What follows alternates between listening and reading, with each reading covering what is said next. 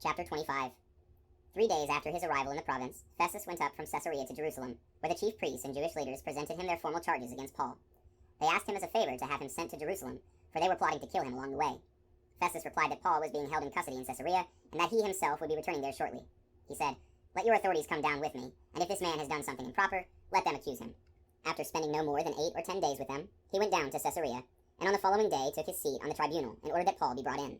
When he appeared, the Jews who had come down from Jerusalem surrounded him and brought many serious charges against him, which they were unable to prove. In defending himself, Paul said, "I have committed no crime either against the Jewish law, or against the temple, or against Caesar." Then Festus, wishing to ingratiate himself with the Jews, said to Paul in reply, "Are you willing to go up to Jerusalem, and there stand trial before me on these charges?"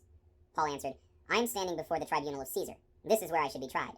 I have committed no crime against the Jews, as you very well know. If I have committed a crime, or done anything deserving of death, I do not seek to escape the death penalty. But if there is no substance to the charges they are bringing against me, then no one has the right to hand me over to them. I appeal to Caesar." Then Festus, after conferring with his council, replied, "You have appealed to Caesar. To Caesar you will go." When a few days had passed, King Agrippa and Bernice arrived in Caesarea on a visit to Festus.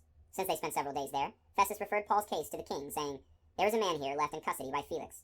When I was in Jerusalem, the chief priests and the elders of the Jews brought charges against him and demanded his condemnation. I answered them that it was not Roman practice to hand over an accused person before he has faced his accusers and had the opportunity to defend himself against their charge. So when they came together here, I made no delay. The next day I took my seat on the tribunal and ordered the man to be brought in. His accusers stood around him, but did not charge him with any of the crimes I suspected. Instead, they had some issues with him about their own religion, and about a certain Jesus, who had died but who Paul claimed was alive.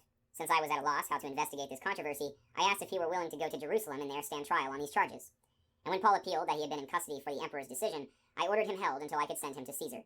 Agrippa said to Festus, "I too should like to hear this man." He replied, "Tomorrow you will hear him."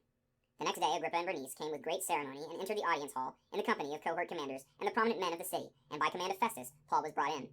And Festus said, "King Agrippa, and all you here present with us, look at this man about whom the whole Jewish populace petitioned me here, and in Jerusalem, clamoring that he should live no longer. I found, however, that he had done nothing deserving death, and so when he appealed to the emperor, I decided to send him. But I have nothing definite to write about him to our sovereign. Therefore I have brought him before all of you, and particularly before you, King Agrippa, so that I may have something to write as a result of this investigation.